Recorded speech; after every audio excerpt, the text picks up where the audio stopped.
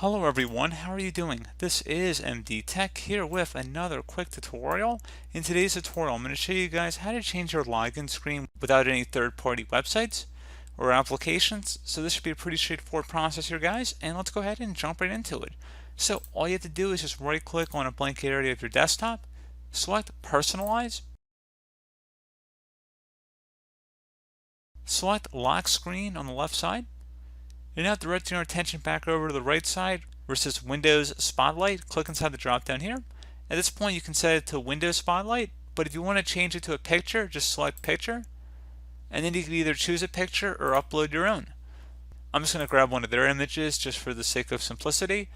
So you see this image here that we just selected, close out of here, and if we sign out of our computer, it should show us that lock screen. So as you can see, there we go. So pretty straightforward process here, guys. I do hope that I was able to help you out, and I do look forward to catching you all in the next tutorial. Goodbye.